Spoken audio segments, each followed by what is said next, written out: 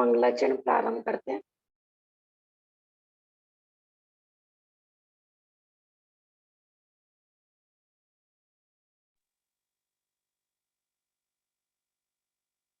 इसमें पापा जी मंगलाचरण अर्जुन अर्चना।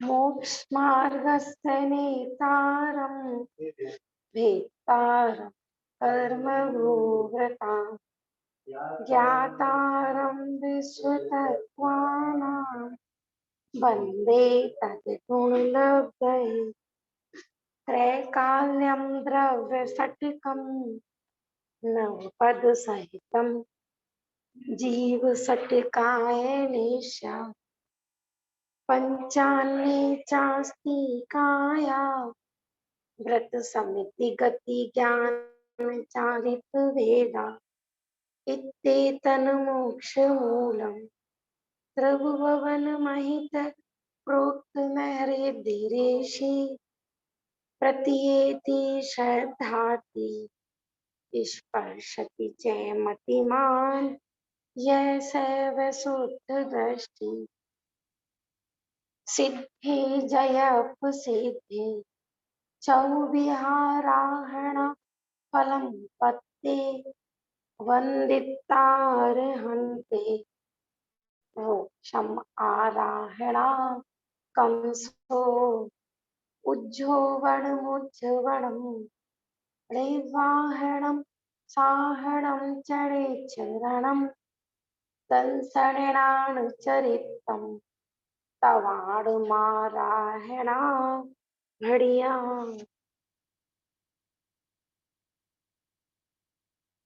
प्रथम अध्याय का पाठ करते हैं। अब तो उसी में निकाल लो, तत्वार सूत्र की किताब में सबसे पीछे, सबसे लास्ट।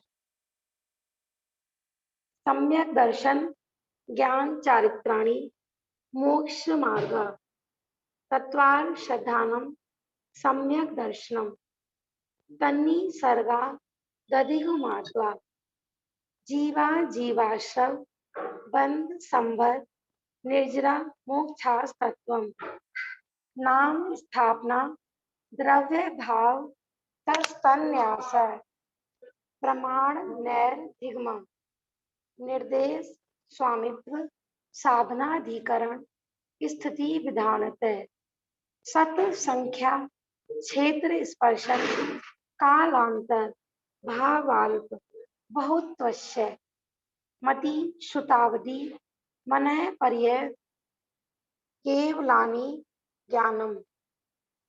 आवाज नहीं आ रही क्या सबको? आ रही है भाभी जी। आ रही है आंटी जी। आ रही है भाभी जी। चैट में मैसेज आया है अभी, चलो दोबारा देखते हैं। नाम स्थापना द्रव्य भाव तन्यास प्रमाण नैर्धिगम निर्देश स्वामित्व साधना अधिकरण स्थिति विधानतः सत संख्या क्षेत्र स्पर्शन कालांतर भावाल्प बहुत्वस्य मति श्रुतावधि मनः पर्यय केवलानि ज्ञानम तद प्रमाणे आदि परोक्षम प्रत्यक्ष मन्यते मति स्मृति संज्ञा चिंता अविनिबोध इत्यनर्थांतरम तद इंद्रियानिंद्रिय निमित्तम अवग्रहे हावाय धारणा बहुविध क्षिप्राणि श्रुतानुक्त ध्रुवणानां क्षेत्राणां अर्थस्य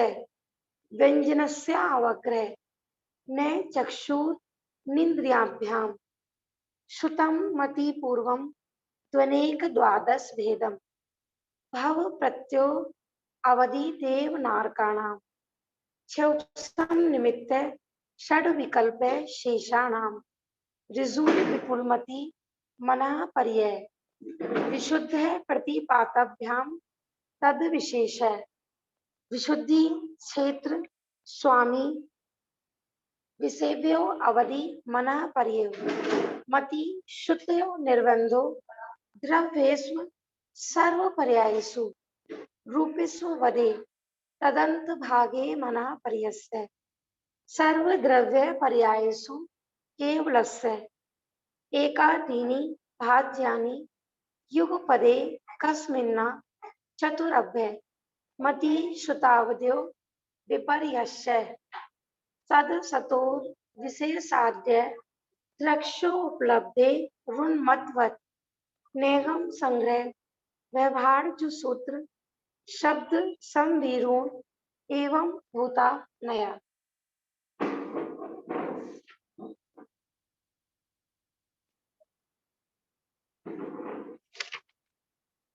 हम लगभग पेज नंबर 63 पर थे।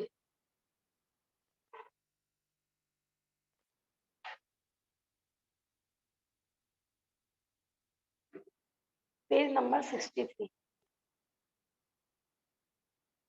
हमारा जो लास्ट सूत्र चला था 5 ज्ञान के विषय में था। मति शुद्ध ज्ञान का विषय क्या है, रूप अवधि ज्ञान का विषय क्या है, मन पर्याय ज्ञान का विषय क्या है और केवल ज्ञान का विषय क्या है।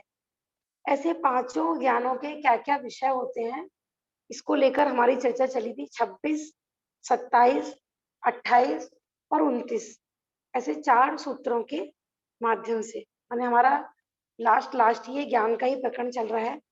सबसे अंतिम सूत्र की चर्चा चल रही थी सर्व द्रव्य पर्यायसु केवलस्य। जो केवली भगवान होते हैं वो सर्व द्रव्यों की सर्व पर्यायों को एक समय में जानते हैं। माने जो पर्याय हो चुकी हैं उनको भी, वर्तमान को भी और जो भविष्य में होंगे उनको भी।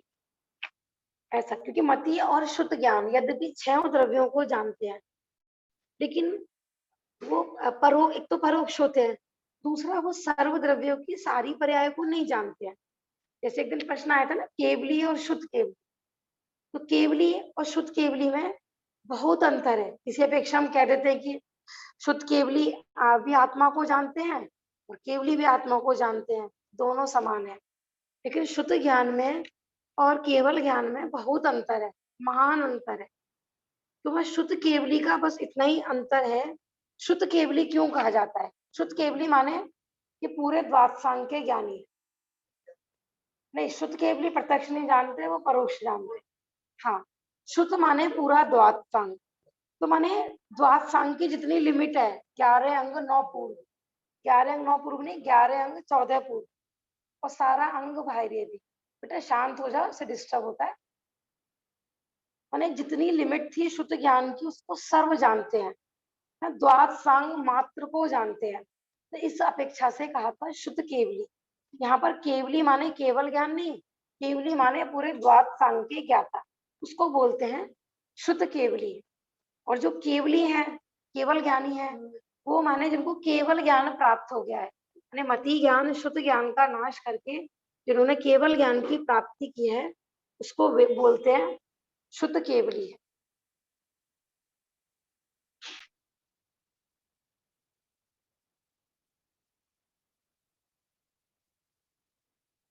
हाँ, डिस्टरबेंस हो रहा था, उधर की लाइट जला दो पापा जी। हाँ, फर्स्ट नंबर की, ठीक है ना। केवली और शुद्ध केवली में अपन डिफरेंस बता रहे थे ऐसा। लेकिन आत्मा को जानने की अपेक्षा कोई डिफरेंस नहीं। मतलब शुद्ध केवली भी अपनी आत्मा को जानते हैं, इसलिए शुद्ध केवली, और केवल ज्ञानी भी अपनी आत्माओं को जानते हैं, है ना। सिर्फ जो अंतर पड़ता है वो बहिरंग जानने की अपेक्षा, लेकिन आत्मा को जानने की अपेक्षा भी थोड़ा सा अंतर पड़ता है। वो आएगा आत्म प्रदेश प्रत्यक्ष और परोक्ष की अपेक्षा। कि जो शुद्ध, जब तक केवल ज्ञान नहीं होता है तो जो आत्मा का अनुभव होता है वो प्रदेश प्रत्यक्ष नहीं होता है ना। आत्मा के जो पूरे प्रदेश प्रत्यक्ष होते हैं वो केवल ज्ञानी को ही होते हैं, छदमस्त के ज्ञान में नहीं होते हैं। ऐसा अभी तक हमारा यहाँ तक पकड़ चला था। फिर हम 63 नंबर कृष्णा, आज जी भाभी तो श्रुत केवली जो होते हैं ये कौन से स्वर तक जा सकते हैं? शुद्ध केवली, शुद्ध हाँ केवली जी। किसी परवाह सिद्धि तक भी जा सकते हैं। जैसे भद्रबाहु स्वामी थे तो वो तो पंचम काल के थे, हाँ जी। तो वो तो सर्वार्थ सिद्धि नहीं जा सकते थे। क्योंकि पंचम अच्छा। काल में अभी ज्यादा ऊंचे स्वर्गों में जाने नहीं जा पाते हैं, क्योंकि जो सर्वार सिद्धि है, अनुत्तर है, यहाँ पर मोस्टली श्रेणी गुण वाले मुनिराज ही जाते हैं। पर इस जी। पंचम काल में श्रेणी का आरोहण होता नहीं है, माने छठे सातवें गुण स्थान से ज्यादा गुण स्थान होता नहीं है। ठीक है ना? तो लगभग अपन 12 स्वर्ग तक लगा सकते हैं। श्रुत केवली देखो, 12 स्वर्ग तक जा सकते हैं मतलब। नहीं वैसे तो शुद्ध केवली सर्वार सिद्धि तक जा सकते हैं। हम्म। ठीक है ना? शुद्ध हाँ केवली जी। तो भी हो सकते हैं, माने जब तक केवल ज्ञान नहीं हो तब तक सभी मुनिराज, आपने बताया था ना, 12वें गुण स्थान तक शुद्ध केवली हो सकते हैं। उनकी हम्म। आयु पूरी हो जाए तो वो किसी भी माने जाएंगे तो स्वर्ग में, ये नियम है, लेकिन हाँ अब जी। में जाएंगे ऐसा नियम नहीं। अच्छा। भाभी जी, और उड़दा सरपटी काल की तो सीमा 5वें स्वर्ग की बताई है ना शायद, हाँ, माने 5वें स्वर्ग लोकांतिक, तक। देखो इसमें भी क्या है, कई कई ग्रंथों में आता है 16 स्वर्ग तक, और कहीं कहीं आता है लोकांतिक देव तक बन सकते हैं। ठीक है ना? जैसे नरकों में आता है ना, 7वें नरक में नहीं जाते हैं लेकिन छठे नरक तक जा सकते हैं। तो स्वर्गों में भी कई ग्रंथों में 12वें अथवा 16वें स्वर्ग तक का है। नरक में भी 30वें स्वर्ग तक ही सुना है मैंने तो, नहीं पंचम नहीं, काल में। हाँ, हमने भी देखो पहले स्थूलता से यही पढ़ा था, लेकिन अभी आप विशेष खंडन के ग्रंथ पढ़ेंगे तो छठे काल तक लिखा हुआ है। मैं आपको रेफरेंस भी दिखाऊंगी छठे काल तक। कोई नहीं, आप कह रहे हो तो रेफरेंस ही है। देखो कि मैंने बताया था ना, कई अलग अलग ग्रंथों में अलग, हम भी यही सोचते थे कि 5वें स्वर्ग और तीसरा नरक, लेकिन अभी अभी हमने शायद कर्णन योग का ही वहां से चल रहा है हमारा मंगल विद्यापीठ से, अपन जो शास्त्री के कोर्स में चलते हैं ना, तो उन्हीं के प्रवचनों में सुना था। तो बता रहे थे कि ऐसे भी प्रमाण मिले कि छठा, क्योंकि सिर्फ आप देखना ग्रंथों में यही लिखा रहता है कि बस पंचम काल में 7वां नरक नहीं है और मोक्ष नहीं है, ऐसे तो लिखा रहता है मुख्यतः। तो छठे नरक तक जा सकते हैं पंचम तो काल में। भाभी जी, ऐसा होगा फिर वो स्त्रियों की अपेक्षा होगा, हाँ, स्त्रियों ये की कह अपेक्षा सकते, होगा फिर वो 5वां स्वर्ग और तीसरा नरक। हाँ जी, ये हो सकता है, क्योंकि सातवें नरक, उस नरक के साथ तो क्या है, वज्र वृषभ नारद सैनन का शर्त होती है कि 7वें नरक में वज्र वृषभ नारद सैनन वाले ही जाते हैं, और पंचम काल में वज्र वृषभ नारद सैनन होता नहीं है। तो ये भी एक रीजन है नहीं जाने का 7वें। हाँ, पहले से छठे तक जा सकते हैं। जैसे हाँ द्वादशांग में, जी जैसे द्वादशांग में 12 अंग बताए हैं द्वादशांग में, जी। तो अभी आपने बताया कि श्रुत केवली 11 अंग 14 पूर्व के ज्ञाता होते हैं। हाँ, तो वो पूरे 14 पूर्व माने 12वां अंग पूरा हो गया उसमें। अच्छा, ठीक है। 14 पूर्व माने, जो 14 पूर्व जो अपन बोलते हैं ना, वो 12वें दृष्टिवाद अंग के ही 14 भेद हैं, उसी को ही ठीक। 14 बोला जाता है। जी जी। ठीक है ना? शुद्ध केवली को माने अंग बाह्य और अंग प्रविष्ट, तो हमने शुद्ध ज्ञान के 2 भेद पढ़े थे ना, हाँ जी। सबका ज्ञान हो सकता है उनमें, जी। ऐसा। ठीक है ना? हमारा लास्ट लास्ट में ये आया था कि बहुत लोग ये स्वीकार नहीं करते कि केवल ज्ञानी भविष्य नहीं जानते। तो बात ये थी कि जब एक ज्योतिष जान सकते हैं तो फिर भगवान क्यों नहीं जान सकते? हाँ बेटी, इधर बैठ जाओ, इधर सामने, और मास्क लगा के ही बैठना, ठीक है ना? हाँ, मैं ये बता रही थी कि जो मतलब कहते हैं ना कि जब हम कर्म बंध जाएगा तो जानेंगे केवली भगवान। ग्रंथ भी ले लीजिए, पेज नंबर 63। हाँ, वो वाला, इस पे भी रख सकते, पेज नंबर 63। मैं ये बता रही थी कि बहुत लोगों को कहना ही होता है कि जो हमारा कर्म का बंध हो जाता है, मानो हमने 70 कोड़ा कोड़ी की मोहिनी की बांध ली, तो बस उतना ही भविष्य बता पाएंगे, बाकी नहीं बता पाएंगे। लेकिन ये भी गलत, माने इतना तो आपको अवधि ज्ञानी मुनिराज जी बता देंगे, मन पर ये ज्ञानी मुनिराज बता देंगे कि आपने कौन सा कर्म कितना बांध रखा है, क्योंकि अवधि ज्ञानी मुनिराजों की भी माने वो कर्म वर्गणाओं को जान सकते हैं, क्योंकि कर्म वर्गणाएं होती हैं पुद्गल। अब हमने बताया था अवधि ज्ञान का विषय एक परमाणु भी हो सकता है, तो हमसे कितने कौन से कर्म बंधे हैं ये तो अवधि ज्ञान ही बता देंगे, है ना? चाहे वो 70 कोड़ा कोड़ी के हो, क्योंकि लिमिट, हाईएस्ट लिमिट 70 कोड़ा कोड़ी की है। ठीक है ना? तो केवली भगवान की दिव्यता यही है कि वो हमारा अनंत भविष्य भी जानते हैं, अनंत भूतकाल भी जानते हैं, और वर्तमान तो जान ही रहे हैं।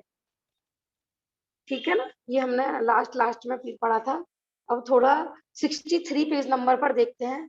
तो केवल ज्ञान में मैंने तीन लोग ऐसे झलकता है, जैसे मैं इसमें लिखा हुआ ना, ज्ञायक में उत्कीर्ण हो गए हो, चित्रित हो गए हो। भाभी जी बोल्ड शब्दों में है, ऊपर का पैराग्राफ है, सबसे ऊपर का। भीतर घुस गए हो, कीलित हो गए हो, डूब गए हो, समा गए हो, प्रतिबिंबित हो गए हो। इस प्रकार एक क्षण में ही जो शुद्ध आत्मा प्रत्यक्ष करता है।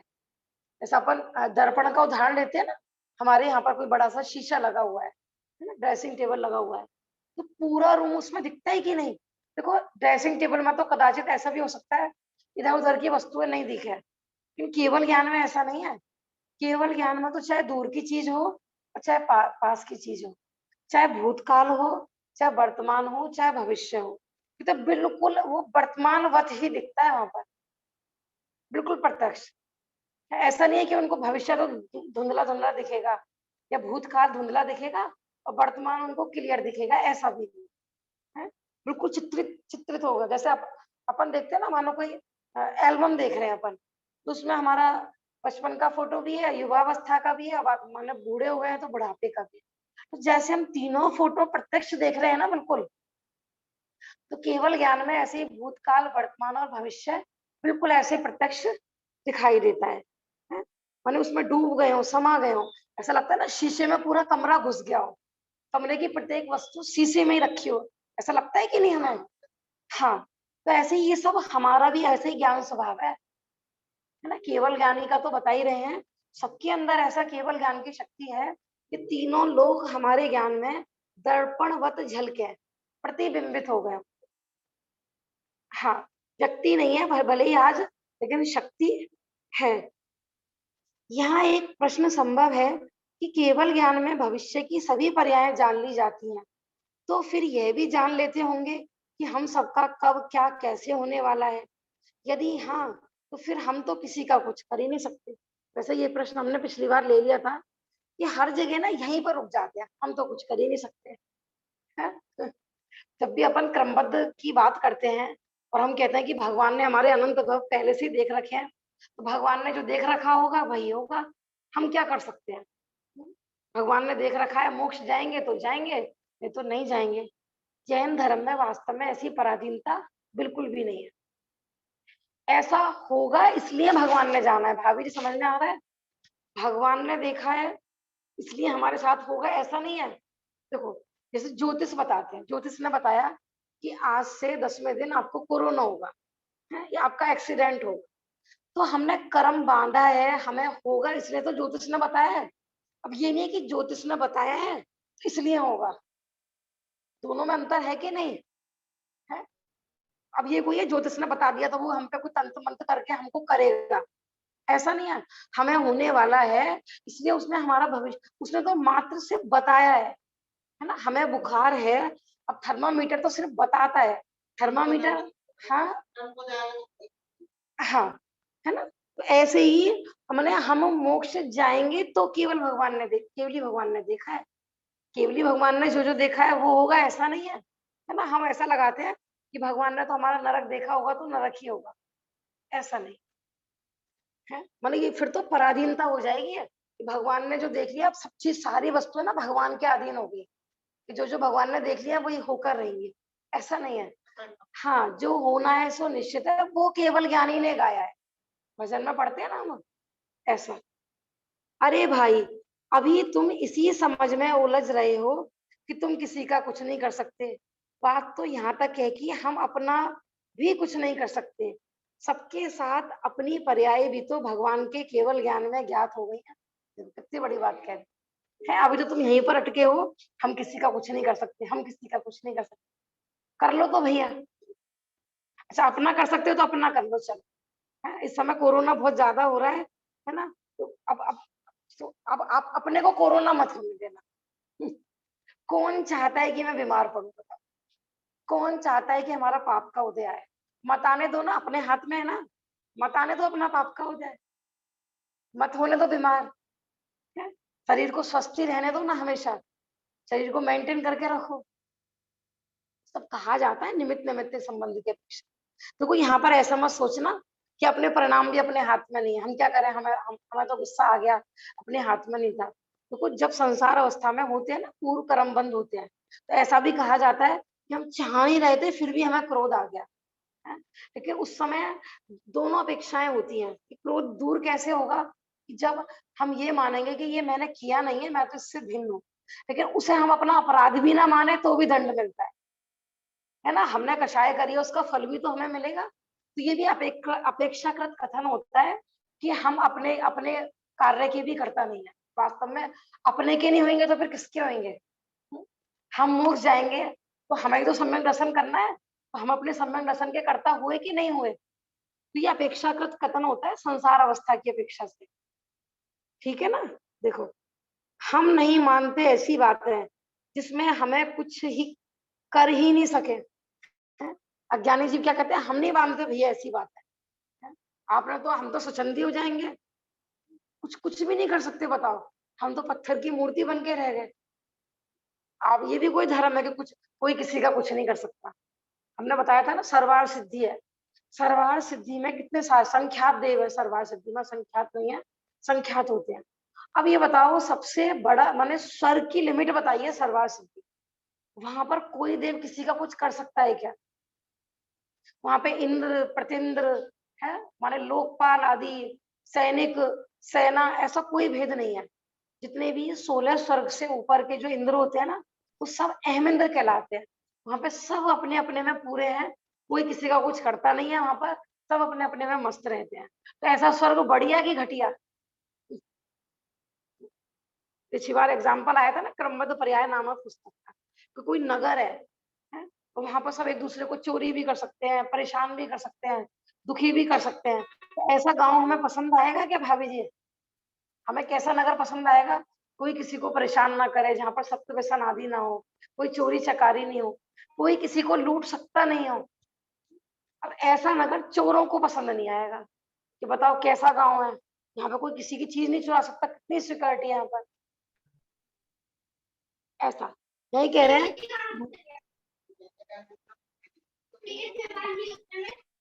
अब अज्ञानी कहते हम नहीं मानते भैया ऐसा धर्म जहाँ कुछ करना धरना ही नहीं हो। अरे भैया धर्म करना है, कुछ बताओ। सुबह उठ के कुछ तपस्या करें, त्याग करें, है ना, कुछ उठा भटक करें, उसका नाम हमें धर्म लगता है। तुम्हारे मानने नहीं मानने से भैया कुछ नहीं होता, वस्तु तो जैसी है वैसी नहीं। अब कोई कहे बताओ कमाल है, हम ये दीवार भी नहीं खिसका सकते क्या? ये भी कोई बात हुई है? कि भैया तुम्हारे मानने मानने से कुछ नहीं होता, वस्तु का स्वरूप ही ऐसा है। वस्तु माने कि सब कहते हैं ना, ये इसमें आता है ना, सभी द्रव्य अपने अपने में पूरे हैं। है सब द्रव्य स्वतंत्र जगत में, कोई ना किसी का काम करे, अपनी अपनी सहज गुफा में सभी द्रव्य विश्राम करे।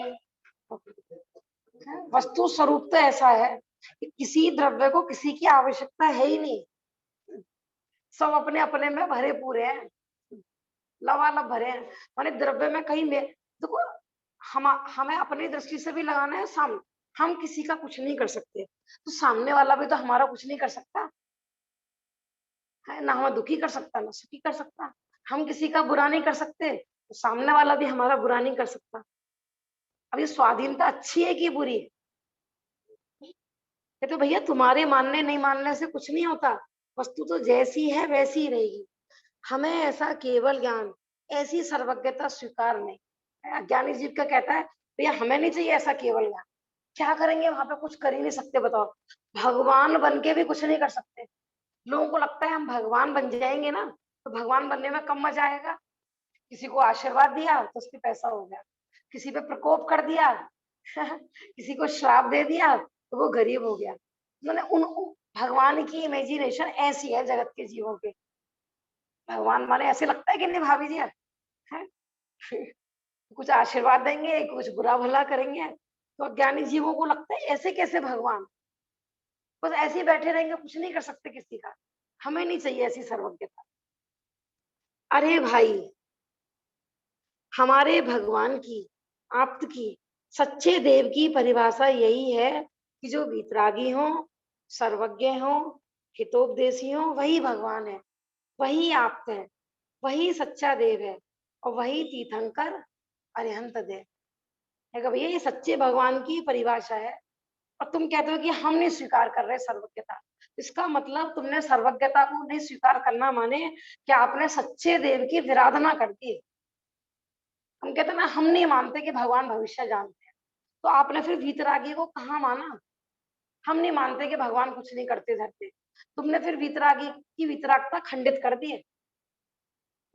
आजकल चल रहा है ना, देखो 10 लक्षण पर्व भी चल रहे हैं, है ना, धर्म आराधना के पर्व भी चल रहे हैं, वीतरागता के पर्व भी चल रहे हैं और रागियों के पर्व भी चल रहे हैं। भीड़ कहाँ पर लगी हुई है भाभी जी? है ना? रागियों के यहाँ या वीतरागियों के यहाँ? रागियों, यहाँ लगता है कुछ करेंगे लोग, है ना।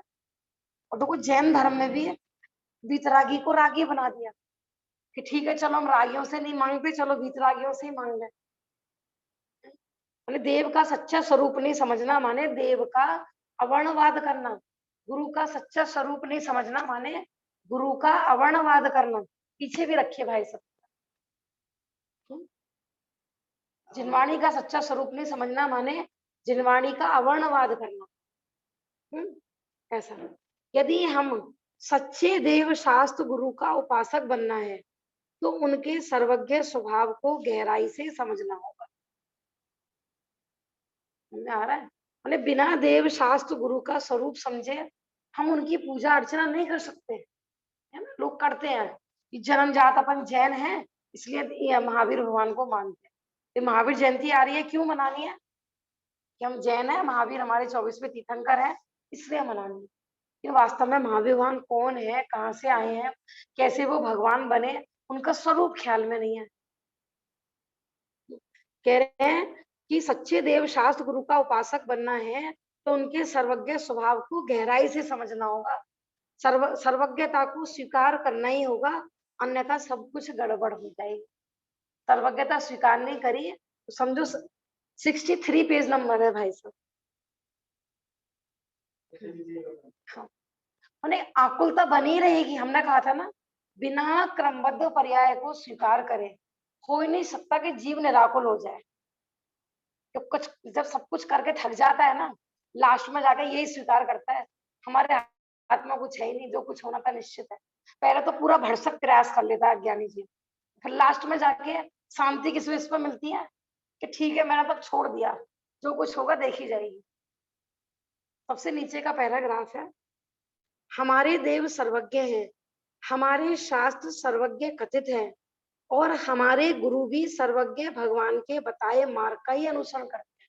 अब हमने मानो सर्वज्ञता स्वीकार नहीं करी कि भगवान हमारा भविष्य जानते हैं, भूतकाल जानते हैं, तो हमने देखो सर्व ना तो देव को माना और फिर ना ही उनकी कही हुई वाणी को माना और ना ही उनके मार्ग पर चल रहे मुनिराजों को माना, क्योंकि मुनिराज भी तो उनके बताए मार्ग पर चलते हैं और उन्हीं का ही बताया हुआ मार्ग बताते हैं।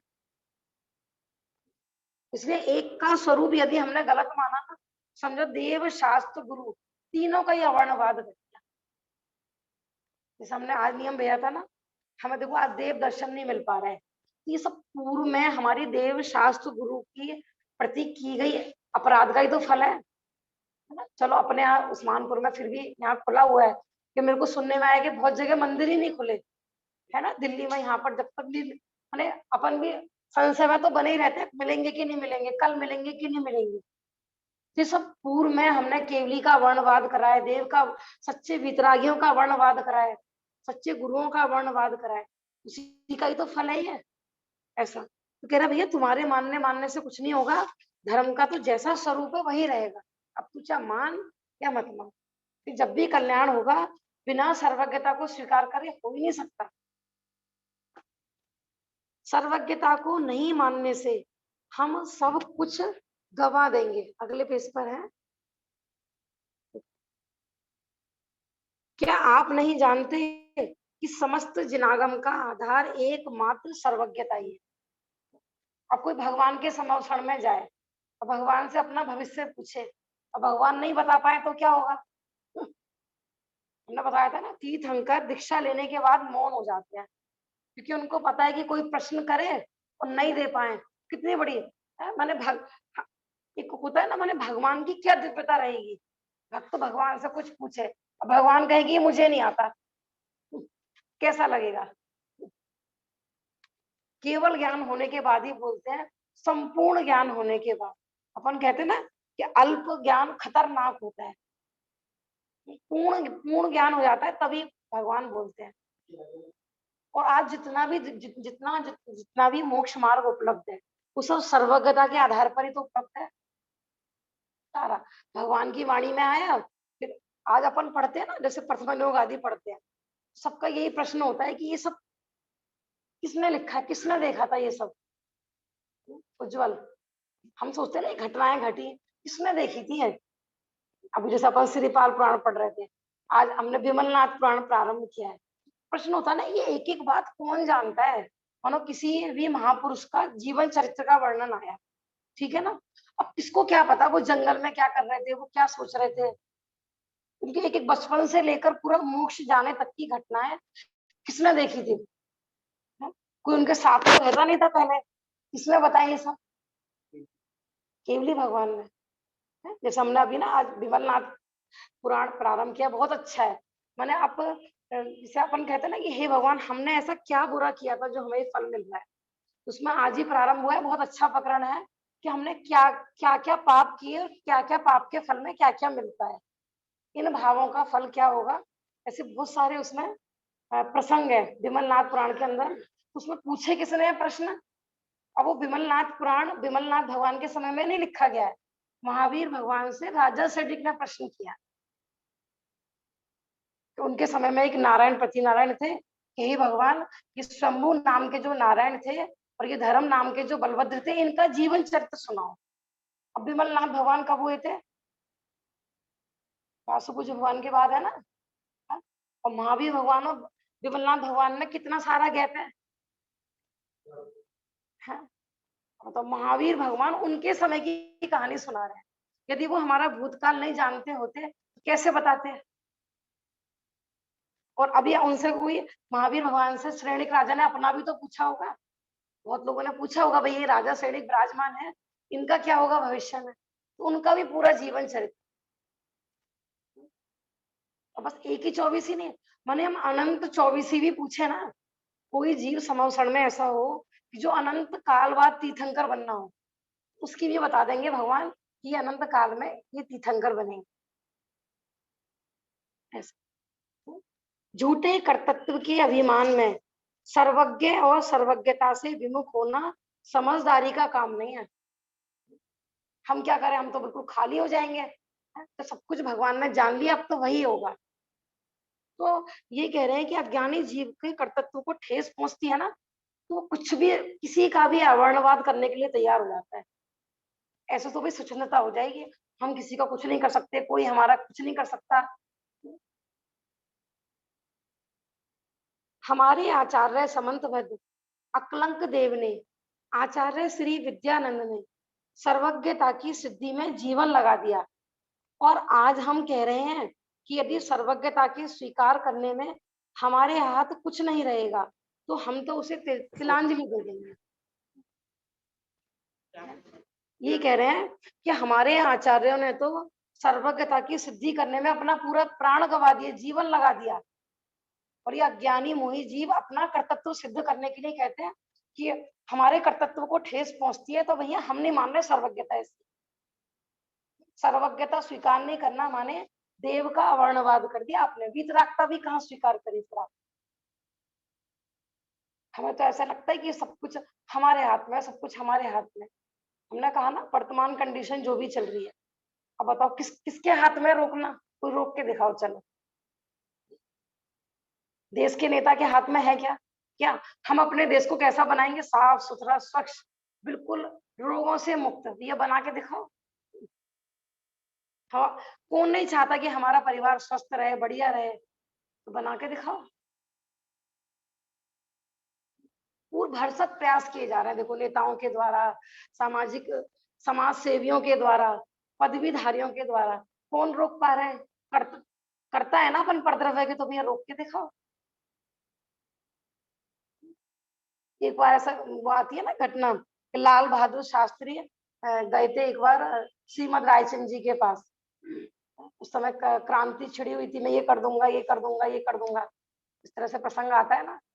तो उन्होंने कहा था भैया तू परदर्वे का कुछ भी नहीं कर सकता। तो उनको बड़ी अटपटी लगी थी बात कि हम देश को आजाद नहीं कराएंगे तो कैसे हो जाएगा भैया।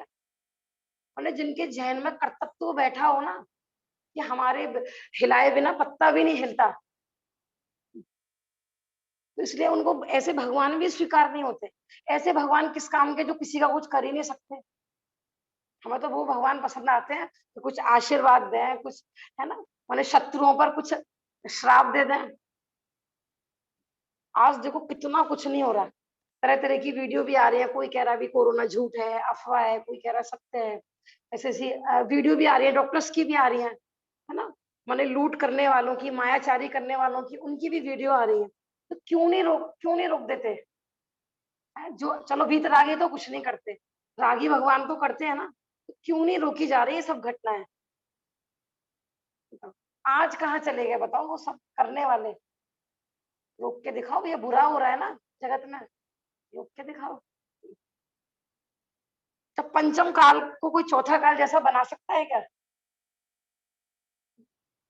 छठे काल में कोई धर्म, देव शास्त्र गुरु की धर्म कर सकता है क्या? दिखाओ करके कि नहीं हम तो भाई छठे काल में भी धर्म का प्रचार करेंगे। है ये भी कोई बात है? सब तो पंचम काल के अंत तक करते हैं, हम तो छठे काल में भी करेंगे, भी करके दिखाओ। तो ये कह रहे हैं कि ऐसे जीवों को जिनको लगता है ना कि भाई हमारा कर्तव्य जा रहा है, धर्म के नाम पर भी हम करने वाले, हम करने वाले, तो उनसे कहते हैं भाई कोई किसी का कोई करता धरता नहीं है। तो ऐसा लगता है कि बिल्कुल वो कैसे असहाय हो गए, निहत्थे हो गए, बिल्कुल कुछ भी नहीं बचा उनके जीवन में।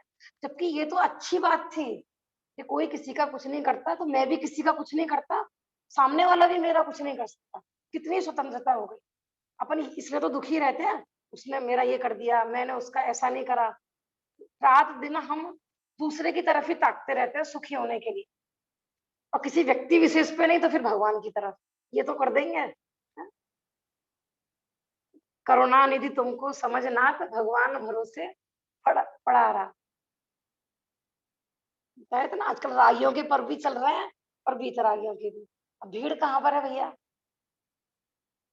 तो वहां से भीड़ कम करके दिखाओ। अरे भाई ऐसा दुस्साहस कभी नहीं करना, ऐसा आत्मघाती कदम कभी नहीं उठाना, उठाने की सोचना भी नहीं। क्या कह रहे देते हैं आप? सर्वज्ञता को स्वीकार करना नहीं, नहीं करना माने आत्मघाती कदम उठाना। सर्वज्ञता को स्वीकार नहीं करा, मानो ना हमने देव को स्वीकार करा, ना शास्त्र को, और ना ही गुरु को। और देव शास्त्र गुरु का अवर्णवाद माने समझ लो अपना ही अवर्णवाद। हे भगवान, हमारे शत्रु को भी कभी ऐसी दुर्बुद्धि नहीं आए, हम तो यही कामना करते हैं। कितने करुणा के शब्द लिखे हैं। ये नहीं है कि जो लोग मैंने अपन वो पढ़ते हैं ना कि साधर्मी भाइयों पर मैत्री भाव हो। चार तरह की बुद्धियां आई है ना, कौन कौन सी है? मैत्री भाव जगत में मेरा, शत्रुओं के प्रति क्या है? माध्यस्थ भाव। माध्यस्थ भाव आया है ना, माने जो ज्ञानी जीव होते हैं ना, मानो कोई धर्म में नहीं लग रहा तो उसके प्रति भी कषाय नहीं करते हैं। कह रहे कि हमारे शत्रु के प्रति भी ऐसी कभी दुर्बुद्धि नहीं हो कि उसको ऐसे धर्म के विपरीत परिणाम आए। अपन तो ये सोचते हैं पता नहीं कैसा आदमी है, कब समझेंगे ये लोग, कुछ सुनता ही नहीं है, कोई लगता ही नहीं है धर्म में। तो अज्ञानियों को उन पर कषाय होती है, और ज्ञानी जीव क्या कह रहे हैं? सब भूले हुए भगवान है, हो सकता है कल हमसे पहले भगवान बन जाए। हे आत्मन, यदि समझ पूर्वक सच्चे दिल से सर्वज्ञता की स्वीकृति हो जाए तो हमारे इस कर्तृत्व के अभिमान को चूर होते देर नहीं लगेगी। सहज अकर्ता भाव जागृत हुए बिना नहीं रहेगा। कहते ना करना सो मरना, जब तक हमें कर्तृत्व बुद्धि पड़ी है तब तक हमारा कल्याण हो ही नहीं सकता। वो एक बार नाटक किया था ना बच्चों ने, जैसे हमें उस पर हंसी आ रही थी। एक एक संस्था थी, वो क्या काम करती थी कि कोए को सफेद करने में लगी हुई थी। उसमें ऐसे ऐसे मंच पे बच्चों ने किया था आत्मादि ट्रस्ट पे कि हम क्या करेंगे कि काक का हम सफेद रंग करके छोड़ेंगे। क्या कर रहे हैं भैया? कौवे को कोई जगत में सफेद कर सकता है क्या? उज्जवल, एक संस्था क्या कर रही थी, हम सूरज को पश्चिम से उगा के रहेंगे। करके दिखाओ भैया। हम कोयले को गोरा करके रहेंगे। जैसे हमें ये इन चीजों पर हंसी आती है ना, उन्हें पूरी पूरी की पूरी मिल फैक्ट्री चल रही है कि भाई कैसी दवाई बना रहे हो कि कोयले को सफेद करेंगे।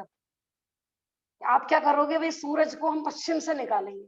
जैसे ये कार्य असंभव है ना, तो ऐसे ही जैसे हमें कोई ये कार्य करे तो हमें हंसी आती है। जैसे उसमें आता है ना, रामचंद्र जी मुर्दे को लेके घूम रहे थे। मुर्दे माने अपने भाई की डेड बॉडी को लेके। तो स्वर्ग से वो जटायु के पक्षी कृतांत वक्र उस स्वर्ग में चले गए थे ना, वो आए। तो क्या क्या करके दिखाते हैं, रेत में से तेल निकाल के दिखाते हैं। तो भैया रेत में से तेल निकल सकता है क्या कभी? कौन सी ऐसी मशीनरी बनाए कि रेत में से तेल निकल आए? जैसे वो असंभव है ना, ऐसे ही कह रहे हैं कि जगत भाभी में जी आवाज कोई। कट रही है। हाँ जी, आवाज कट रही है आपकी। सभी को प्रॉब्लम हो रही है क्या आवाज नहीं की? तो सही आ रही है आपकी आवाज। नहीं, आवाज सही आ रही है। तो भाभी जी फिर आपकी माइक में प्रॉब्लम होगी, आप देखिए। ठीक है। हाँ जी, है ना, कई बार नेटवर्क की प्रॉब्लम हो जाती है। और हम भी तो इन्हीं कार्यों में लगे हुए हैं, रात दिन क्या कर रहे हैं बताओ? हम संसार में सुखी होकर दिखाएंगे। हम क्या कर रहे हैं कि संसार में जैसे कोई जीव रेगिस्तान में पानी की खोज करे, कैसा लगता है वो हमें? कदाचित उसको तो पानी मिल भी जाएगा, और हम ये संसार में सुख ढूंढने में लगे हुए हैं। और सुख भी किसमें? पर पदार्थों, जहां पर सुख नाम की माने सुख की लाग भी नहीं है। जैसे वो बुढ़िया अम्मा की कहानी सुनाते हैं ना, हमें हंसी आती है कि सुई गिरी कहाँ थी है? कमरे में। और ढूंढ कहाँ रही है? कि बाहर उजाला है। तो हम भी यही मूर्खता के कार्य करते हैं। तो ये कह रहे हैं कि जिनके जहन में अभी कर्तृत्व का ही भूत बैठा हुआ है, हम ये कर सकते हैं, हम ये कर सकते हैं, रात दिन देखो पूरे इसी कार्य में तो लगे रहते हैं। अब कमाएंगे तो सुख होएगा, हम अपने बच्चों को ऐसा बनाएंगे, हम अपने घर के लोगों को सुधार सकते हैं क्या? अपन धर्म पढ़ने के बाद क्या भावना होती है? हम घर के लोगों को सुधार, तो ये सुधार के दिखाओ। चल कह रहे कि भाई तीर्थंकर भी हार गए, हम क्या चीजें हैं? अरे भाई, जब तक हमें सर्वज्ञता स्वीकृत नहीं होगी तब तक वह हमें प्राप्त भी कैसे होगी? जब तक जो चीज स्वीकार ही नहीं होगी तो वो प्राप्ति कैसे होगी उसकी? मैंने बताया था ना, बिन सर्वज्ञता और क्रमबद्ध पर्याय, ये दोनों एक दूसरे के पूरक है। क्रमबद्धता हमें स्वीकार नहीं है तो समझ लो सर्वज्ञता खंडित, सर्वज्ञता स्वीकार नहीं तो समझ लो क्रमबद्ध पर्याय खंडित। बहुत लोग सोचते हैं ना कि हम सर्वज्ञ को तो स्वीकार करते हैं लेकिन हम क्रमबद्ध पर्याय को नहीं मानते। ये क्रमबद्ध पर्याय क्या कहती है? वो भी तो यही कहती है कि जो सर्व केवली भगवान होते हैं वो हमारा अनंत भूतकाल जानते हैं, अनंत हमारा भविष्य जानते हैं और वर्तमान जानते हैं एक समय में। और यदि हमें माने हमें जिनेन्द्र भगवान की वाणी का यदि एक सिद्धांत भी यदि हमें स्वीकार नहीं है ना, समझो हमें भगवान ही स्वीकार नहीं है। अब हम जैसे उमा स्वामी जी का तत्वार सूत्र पढ़ रहे हैं, ऐसे हो सकता है कि हमें हमें उनकी वाणी तो पसंद नहीं आए लेकिन मुनिराज पसंद आए? ऐसा होता है क्या? या मुनिराज पसंद नहीं आए, उनकी वाणी पसंद आए? जब हमें व्यक्ति पसंद नहीं है तो फिर हम उसकी वाणी को कैसे फॉलो करेंगे? अभी तो हमें रागी देवी पसंद आते हैं, वो तो है ही। वीतरागियों को भी रागी बनाना चाहते हैं वर्तमान में, जैसे बीमारी को लेकर प्रसंग चल रहा है। तो कुछ लोग तो भी रागियों से मांग रहे हैं कि हम ठीक हो जाए, स्वस्थ हो जाए, और कुछ लोग वीतरागियों से भी मांग रहे हैं। और भगवान का है, देखो कर्म फिलोसफी के हिसाब से सोचो, भगवान को तो भगवान यदि बोलते होते तो क्या कहते? कोई व्यक्ति लोक में अपराध करे, जब अपराध कर रहा था हमने उसे बहुत समझाया था, तो जब अपराध कर लिया और जब अपराध का दंड दिया जा रहा है अब रो रहा है, क्या कहेंगे सब लोग उससे? तेरे को समझाया था ना, जब तो तेरे को समझ में नहीं आई थी। अब क्यों, अब तो भैया दंड मिलेगा ही तुम्हें। भगवान किस किस को माफ करेंगे? शरण जो अपराधी को दे, अरे अपराधी वे भगवान।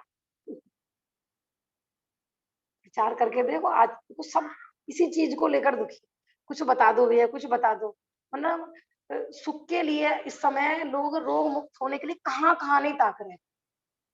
कोई ज्योतिष, कोई विद्वान, कोई पदवीधारी, कोई भगवान, किसकी शरण में जाए कि जो हमारे दुखों को दूर कर दे? बताओ, बताओ भाभी जी, किसकी शरण में जाए? कोई तो होगा ऐसा। अपनी शरण में। भाभी जी कह रही है अपनी शरण। तो कोई यहाँ ऐसा मत सोचना कि यहाँ कोई नमोकार मंत्र पढ़ने की मनाही करी जा रही है, पंच परमेष्ठी के आपको जाप आदि करने के लिए मना करा जा रहा है। बात वो नहीं है, बात है हमारे अभिप्राय की। देखो ज्ञानियों पे भी संकट आते हैं और अज्ञानियों पे भी संकट आते हैं, है ना। दोनों ही नमोकार मंत्र पढ़ते हैं, ऐसा मत सोचना कि ज्ञानी नहीं पढ़ता है। वो भी पढ़ रहा है नमोकार मंत्र, अज्ञानी भी पढ़ रहा है, कि फिर भी दोनों के अभिप्राय में जमीन आसमान का अंतर है। अज्ञानी पढ़ के क्या देखता रहता है? पढ़ता जाएगा और क्या सोचता जाएगा, ठीक हुआ कि नहीं।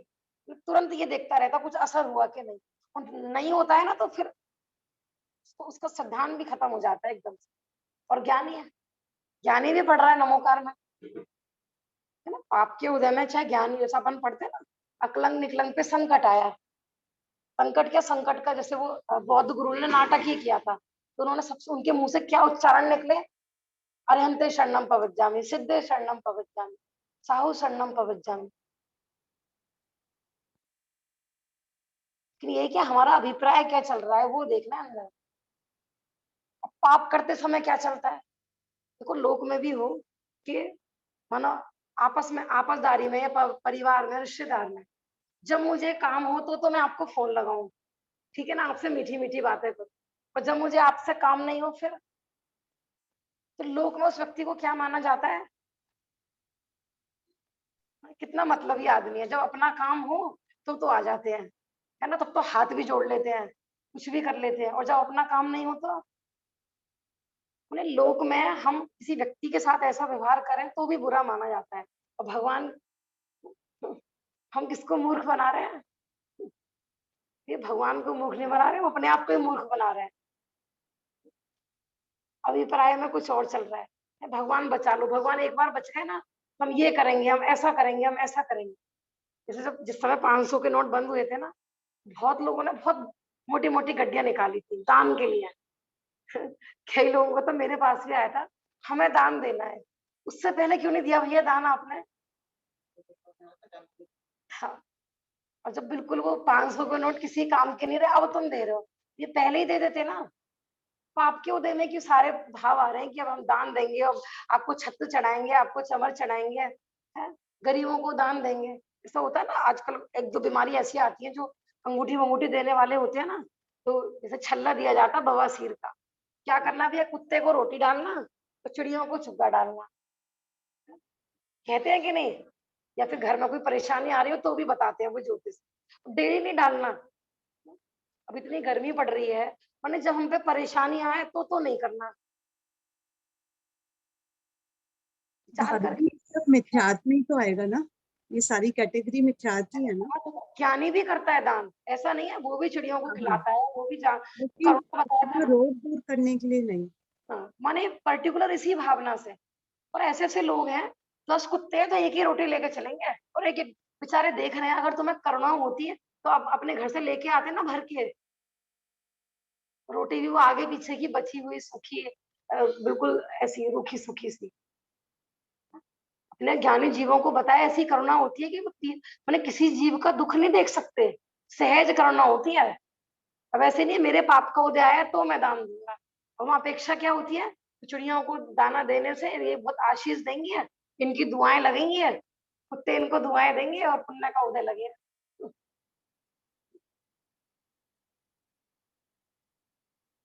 देखो मेरे पास लोगों के आजकल भी बहुत आ रहे हैं मैसेज वगैरह, क्या करें अभी, कौन सी जाप लगाएं। तो जैसे हम कहते हैं ना, कुछ नहीं करना आपको, 10 मिनट बैठ के स्वाध्याय करनी है और अमुक ग्रंथ की करनी है, और उसमें चिंतन भी करते रहना है। तो उनको लगता है ये क्या बता रही है, ये भी कोई रोग दूर करने का उपाय है क्या? कुछ मैं उनको बताऊं ओम ह्रीम श्रीम क्लीम, तो उनको समझ में आता है कि हाँ ये रोग दूर करने का कोई उपाय बताए। और हम कहते हैं कि भाई कुछ नहीं करना आपको, कोई आपको रोग हुआ है कुछ नहीं करना आपको, बस ये मंत्र नहीं है कि देखो तत्वार सूत्र जी के सूत्र ये महामंत्र है, हमें ये मंत्र नजर नहीं आते, तो क्लीम स्लीम वो मंत्र नजर आते हैं।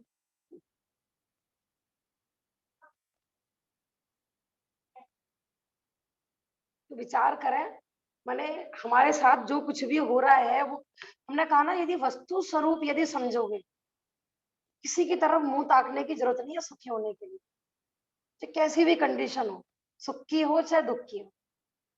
क्योंकि हमने सुखी यदि हम दूसरे की तरफ से हुए ना, तो फिर दुखी भी वहीं से देखे जाएंगे, है ना। हमने सुख के प्रति भी यही आशा करी है ना, सामने से सुख आए, दुखी भी सामने से होंगे।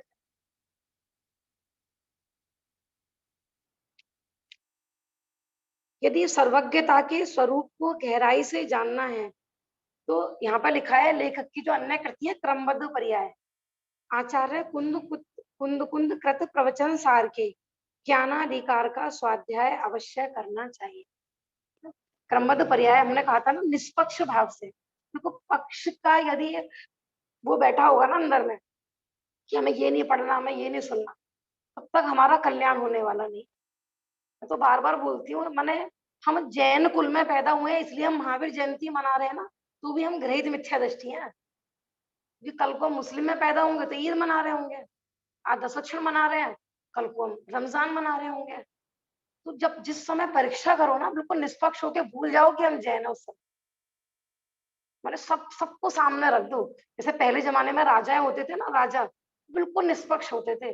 अपराध यदि किया है ना, तो फैमिली मेंबर है ना, तो खड़े हो जाओ ये लाइन में, चाहे सगी रानी हो वो और या राजकुमार हो। आपने देखा होगा ना, राजकुमार भी होगा तो भी अगर अपराध किया है तो मृत्युदंड। तो ऐसे ही यदि हमें निष्पक्ष भाव से बिल्कुल परीक्षा करनी है ना, तो थोड़ी देर के लिए भूल जाओ कि हम जैन है, कि हमें सुखी होना है, हमें अपना कल्याण करना है। तो सबको ले लो भैया लाइन में, चाहे वो जैन धर्म हो चाहे कोई सा भी धर्म। तो हम परीक्षा में यदि सफल, अब हमारी परीक्षा की कसौटी पर जो कस के खरा उतरे, वो है वास्तव में सच्चा धर्म। तो मैं बार बार यही कहती हूँ कि कोई चीजों में आपको डाउट हुआ करे ना, किसी के कहने से नहीं मानना है ना। स्वयं जब हमें क्षोभसम मिला है, बुद्धि मिली है, तो अपने ज्ञान का स्वयं सदुपयोग करो। हमें ये नहीं पढ़ना, ये नहीं पढ़ना, ऐसे काम नहीं चलेगा। अध्ययन करो। अब देखो मोक्षवार प्रकाशक अपन पढ़ते हैं, मोक्षवार प्रकाशक में 5वें 6ठे आदि अध्याय में मैंने टोडरमल जी ने अन्य मतों के ग्रंथ पढ़े थे कि नहीं पढ़े थे उसमें। हम ये नहीं कह रहे कि आप पढ़ो नहीं पढ़ो, लेकिन वो किस दृष्टि से पढ़े होंगे उन्होंने। अपने अपने देखो, दूसरे का कल्याण हो या नहीं हो, ज्ञानियों को अपना कल्याण मुख्य होता है वास्तव में। कि अपने ज्ञान में तो दृढ़ता हो गई कि है एकमात्र जैन धर्म ही सत्य है और कोई धर्म सत्य नहीं है, एकमात्र वीतरागी ही पूजनीय है। कुरान भी पढ़ा होगा उन्होंने, जो भी पढ़ा होगा, किस लिए? अपने ही ज्ञान को दृढ़ करने के लिए, निष्पक्ष भाव से। ठीक है ना। तो किसी भी चीज में आपको डाउट हुआ करे, ये पता नहीं सही कह रहे हैं कि नहीं, ये क्रमबद्ध पर्याय पुस्तक पता नहीं सही है कि गलत है, तो भैया आगम आपके पास है। देखो भले आज साक्षात देव नहीं है या साक्षात आपको ऐसे कोई गुरु नहीं दिखाई दे रहा है, तो मैं बार बार कहती हूँ, आज जनवाणी में अभी भी जो हमारे पास उपलब्ध है ना, जितनी भी, वो काफी है हमारे कल्याण के लिए। कई लोगों का ऐसा भी आता है ना, हमें संस्कृत का पढ़ना है डायरेक्ट, हमें वर्तमान की छोटी छोटी किताबें नहीं पढ़नी है, तो पढ़ो भैया मूल ग्रंथ। देखो ये आपको नहीं, मुझे भी ये बीमारी थी, बस जब मैं स्वाध्याय में लगी थी ना, मुझे भी ये बीमारी, तो मुझे छोटी छोटी किताबें नहीं पढ़नी, पता नहीं किसी ने क्या मिला दिया होगा अपनी तरफ से। तो मूल ग्रंथ भी आज खूब हिंदी में भी विराजमान है, ऐसा नहीं है। खुद मैंने परीक्षा करो, छोटी किताब है बड़ी किताब है, मैंने पढ़ के हमने एक पैमाना दे दिया नापने का। वीतरागता की पोषक ही जिनवाणी कहलाती, वीतरागता की पोषक हो, अहिंसा की पोषक हो, है और अनेकांत शायदवाद शैली में लिखी गई। फिर आप कोई सा भी ग्रंथ पढ़ोगे ना, तो आपको अपने आप समझ में आएगा कि क्या गलत है और क्या सही है। लेकिन हठाग्रह पक्ष रख के तो कभी कल्याण नहीं होने वाला। देखो इतने इतने वर्तमान में भी आ रहा है, लोग मत परिवर्तन करते हैं, किस आधार पर करते होंगे? ऐसा नहीं है कि आज अन्य मतों से जैन धर्म में भी खूब आ रहा है, तत्व से प्रभावित होकर, और वो हठाग्रह करें कि नहीं मुझे तो अपना जन्मजात धर्म ही मानना है, कैसे कैसे कभी कल्याण हो पाएगा। जैन धर्म को ही खाली जिसने जैन कुल में पैदा हुआ है वो इसी का ही होता है, ऐसा नहीं है। सर्वोदयी बताया ना इसको, सर्वोदयी, सबके उदय की बात है। तो जैनी कोई जैन धर्म का अधिकार है, ऐसा नहीं है। सब जीव कल्याण कर सकते हैं।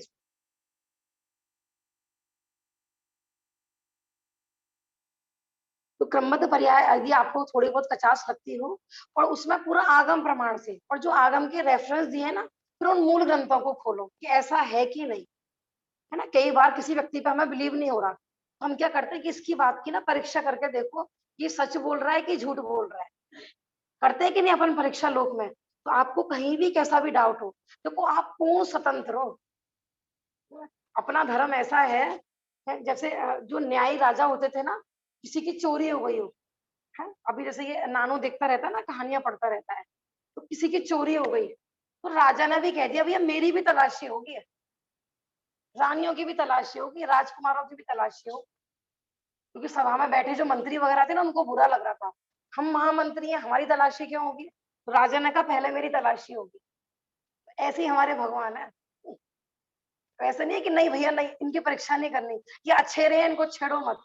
कुछ बातें ऐसी होती है ना जो लॉजिक से सिद्ध नहीं हो, तो हम कहते हैं भैया तो अच्छे रहे इनको छेड़ो मत। ऐसा नहीं, तुम खूब खूब परख परख के देख लो, तुम्हें जचे तो लेना, माल पसंद आए तो लेना, नहीं लेना है तो मत लेना, है ना। जो अच्छा और सच्चा दुकानदार होगा ना, जिसका माल बिल्कुल अच्छा होगा, उसको कोई डाउट नहीं होगा, ठीक है भैया तुझे लेना हो लो, मेरा तो इतने का है। वो कहता है वहां इतने में मिल रहा है, वहां ले आओ, जाओ वहां से ले आओ। ऐसा इसलिए विरले जीवों को ही प्राप्त होता है ये। इसलिए आप खूब स्वतंत्र हैं, खूब परख है, ठीक है ना। ऐसा मत सोचे कि यहाँ पर बताई जा रही है तो बार बार कहते हैं यही बात, यहाँ पे किसी के घर की बात नहीं है, सब डाकी है। तो मूल वस्तु स्वरूप वीतरागी की वाणी है, और अब वीतरागी ने भी आपको स्वतंत्रता दी है कि खूब परीक्षा करो जितनी आपको करनी है, और परीक्षा पर स्वीकार करते हो तो ही वो खुश होते हैं। जैसे वो कहते हैं ना, राजा ने सैनिक लगाए थे, बच्चों की कहानी आती है, राजा ने सैनिक लगाए थे कि मेरे मेरे राज्य में गंदगी नहीं फैलनी चाहिए, तो कोई भी हो। तो एक बार क्या हुआ, राजा ही गुप्त वेश में कुछ गड़बड़ करने निकल गए। राजा ने के पहले जमाने में मेरे राज्य में अच्छा हो रहा है या बुरा हो रहा है, तो राजा वेश बदल के ना रात को भ्रमण करते थे, तो वो राजा ही ना गंदगी फैलाने लगे। तो सैनिकों ने तुरंत पकड़ लिया उसको। उन्होंने कहा मैं तो राजा हूँ, कि हमें नहीं पता तुम राजा हो या मंत्री हो। तो राजा बड़े प्रसन्न हुए कि मुझे ऐसे सेवकों की आवश्यकता है कि मेरे हाँ, राजा ने ये नहीं कहा मैं राजा हूं, ने कहा कि मैं राजा का खास रिश्तेदार हूँ, मैं वहां से आया हूँ, और अगर राजा को पता चल गया ना तुम्हें मृत्यु दंड देंगे, तुमने पकड़ा किसको है आखिर। देश में भ्रष्टाचार क्यों फैलता है। हम लोगों के हाथ में व्यवस्था दे दी जाए यहाँ पर किसी चीज की, हम क्या करेंगे, अपने रिश्तेदारों को छूट कर देंगे कि ये हमारा मिलने वाला है, ये हमारा यहाँ। मतलब सच में ऐसा इतना अच्छा और सच्चा धर्म है, यहाँ पे किसी की सुनवाई नहीं है। कि हम तीर्थंकर के कुल में पैदा हुए थे, हाँ हुए होंगे भैया, हमें नहीं पता। हम तो आदिनाथ भगवान के पोते हैं, कि होंगे किसी के पोते। कर्म यहाँ पे ऐसे है कि नहीं, किसी की नहीं चलेगी यहाँ पर, कि आपके बाप दादा क्या थे भैया, क्या कोई मतलब नहीं है यहाँ। कि नहीं भैया, हम तो जैन है भैया, कोरोना हमें तो छोड़ दे, हम तो डेली स्वाध्याय करते हैं, हमें कैसे हो सकता है। कि नहीं भैया, हम तो भक्ष खाते हैं, हमें तो नहीं होनी चाहिए ना बीमारियां। कि नहीं भैया, कर्मों की दया नहीं, अंधा कानून है यहाँ पर।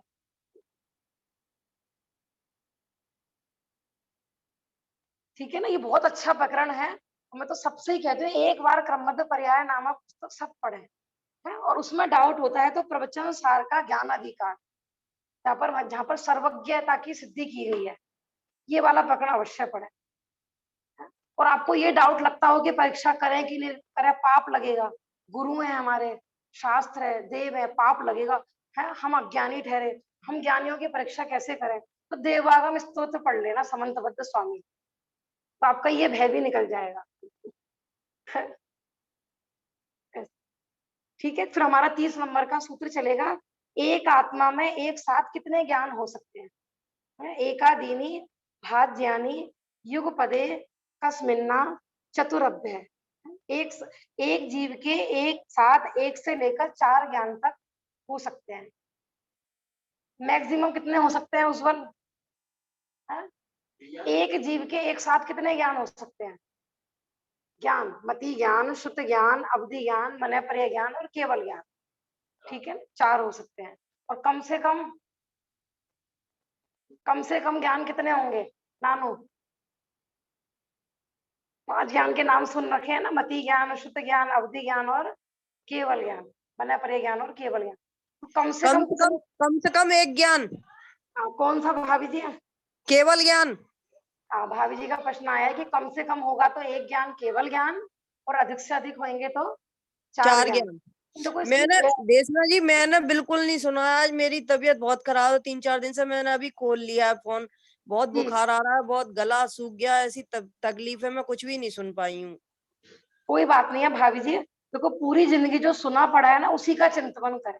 उसी का कर रही हूँ। देखो अच्छी बात है कि आप रोग के काल में भी बराबर स्वाध्याय आदि कर रहे हैं, बहुत अच्छी बात है। लेकिन वास्तव में परीक्षा का समय माने ये हम जो स्वाध्याय करते हैं पूरी जिंदगी करते रहे, इसके लिए नहीं कर रहे हैं। मंदिर जाने के लिए मंदिर नहीं जाते हैं, पढ़ने के लिए नहीं पढ़ रहे हैं। मैं बार बार कह रही हूँ कि जो आपने देखो हमारा लगभग एक साल से जूम पर चल रहा है। पिछले साल चालू हुआ था ना, कोरोना के कारण ही प्रारंभ हुआ था। लेकिन वास्तव में बीच बीच में जो आता है ना, ये हमारा एग्जाम होता है। सही है। तो आप इस चीज को लेकर बिल्कुल संकलेश ना करें कि हम मंदिर नहीं जा पाए, हम क्लास नहीं सुन पाए। बिल्कुल करने की आवश्यकता नहीं है, ये तो सब पराधीनता है ये सब। सही है, ठीक है ना। महत्व इस चीज का है कि आप इस समय में कितना भेद विज्ञान कर रहे हो। रोग के काल में रोग मेरा है कि नहीं, क्या है, उन्हें पूरा वस्तु स्वरूप विचार है। ठीक है ना, बिल्कुल संकलेश करने की जरूरत नहीं है, कोई दिक्कत नहीं है बिल्कुल भी। और मैंने कहा ना, वो ज्ञानी जीव होते हैं, उन्हें आपको ये भय रखा हो पता नहीं जैसे बहुत लोग टेस्टिंग करा रहे हैं, बहुत से नहीं भी करा रहे हैं। पॉजिटिव आने के बाद भी इसमें कोई घबराने की जरूरत नहीं है। ठीक है ना, दोनों तरफ से विचारोगे, मैंने आप औषधि आदि के विचार से भी विचारोगे तो ऐसा नहीं ठीक हो रहा है। चाहे कोई घरेलू इलाज कर रहा है और चाहे डॉक्टर का करा रहा है, घबराने की जरूरत नहीं है। और दूसरा, ज्यादा से ज्यादा क्या होगा हमारे साथ, विचार कर। उदय से ज्यादा कुछ नहीं होगा। हमने कहा ना, पुण्य से ज्यादा, उदय से ज्यादा हमारे साथ कुछ नहीं होता है। बिल्कुल निर्विकल्प, बिल्कुल टेंशन लेने की कोई जरूरत नहीं है। जितनी आई देखो, आई बहुत कहीं की नहीं कितने घटनाएं मरण की भी तो आ रही है, मृत्यु की भी तो आ रही है। मरण किसका होगा? सही है। जिसका संयोग हुआ है, नियम है, उसका वियोग होगा ही होगा। सही बात है। बताओ, जगत में बताओ अमर कौन रहा है संसार में? कोई ऐसे जीव का नाम बताओ कि जो अजर अमर हुआ है। बताओ, शरीर किसी का अजर अमर हुआ है क्या? नहीं। और वास्तव में होता भी है। आप तो कहते हैं ना, नाम अमर कर जाएंगे। किसका होता है नाम अमर? केवली भगवान का। केवली देखो, भगवान ने वास्तव में देखा जाए तो नाम के पीछे भी पढ़ने की जरूरत नहीं है। समझ में आ रहा है ना? तो कोई टेंशन करने की जरूरत नहीं है, बिल्कुल निर्भय होकर रहे। अब हम अमर भये, अब ना मरेंगे। मैंने आपको बताया था ना, 2-3 भजन। आपको ज्यादा संकलेश हो रहा हो तो आपको वो भजन निरंतर गुनगुनाते रहो, और कुछ नहीं कर सकते, है ना। आपको ऐसा लग रहा है कि बिस्तर ज्यादा अशुद्ध है या, तो आप मोबाइल में भजन तो सुन सकते हैं ना, जो पूरा मोबाइल का उपयोग कर रहे हैं जो लोग। उतना बने उतना अपने परिणामों में आर्थ और ध्यान नहीं होना चाहिए, संकलेश नहीं होना चाहिए। और वो किस बेस पे नहीं होगा कि स्वाध्याय और तत्व चिंतन के आधार। सही बात। ठीक है ना, बिल्कुल भी नहीं, बिल्कुल से टेंशन लेने की जरूरत नहीं है आपको। ऐसा आप कर ही लेंगे विषय। बस मैं थोड़ा सा व्यू दे रही थी कि अपन ये जो पढ़ते केवल ज्ञान अकेला होता है। फिर एक राज वार्तिक में एक ऐसा प्रसंग आता है कि अकेला मति ज्ञान भी हो सकता है। मैंने आप लोगों को बताया था ना, जो पतवार सूत्र पढ़ाया था, लेकिन वो किस विवक्षा से होता है वो विषय अपन कर लेंगे। राज वार्तिक ग्रंथ है, पतवार सूत्र की टीका ही है। उसमें है मति ज्ञान भी अकेला हो सकता है, लेकिन मति ज्ञान जो अकेला हो सकता है तो उसके साथ अब मेरे काफी दिन हो गया पढ़े हुए, श्रुति ज्ञान भी तो होता है। वो मैंने इसलिए बोला था ना, मैं विवक्षा भी बताऊंगी। शुद्ध ज्ञान दोनों होते हैं। तो प्रश्न ये उठ गया कि अकेला मति ज्ञान किसको होता होगा। अच्छा अच्छा अच्छा। ठीक है ना, तो ये अपन कल विवक्षा भी बताएंगे इसकी, और हाँ। बाकी हमारा कल ये 30 नंबर का सूत्र चलेगा। ठीक। हाँ, क्लास तो देखो मैं तो यहीं से ही लूंगी डेली, आप लोगों को देख सकते हो, आपको कोई बाधा नहीं हो, घर पर जूम पे अटेंड कर सकते हो तो जूम पे कर सकते हो, और जो पास में हो आपको कोई दिक्कत नहीं आने में बिल्कुल। हाँ नहीं नहीं, ये 7 से 8, ठीक है ना, मेरे को तो कोई दिक्कत नहीं है, मैं तो डेली यहीं से ही लूंगी।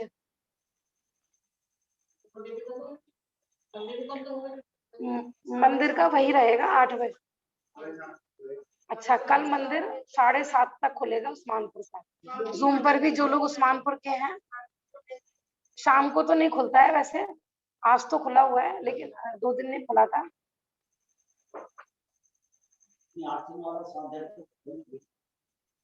आज पता नहीं भैया ने, आज सोमवार को तो बोला था उन्होंने मैं आऊंगा, लेकिन अब कहाँ आ पाएंगे अगर लॉकडाउन रहे तो। आज आपने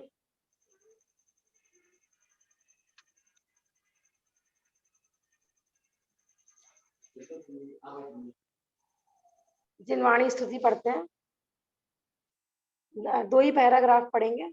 माँ जिनवाणी तेरो नाम, सारे जग में धन्य है, तेरी उतारे आरती माँ, तेरो नाम धन्य है।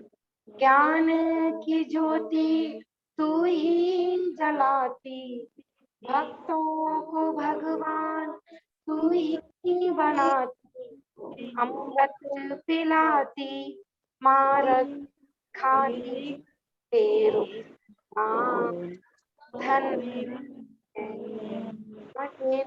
वाणी तेरो नाम, सारे जग में धन्य।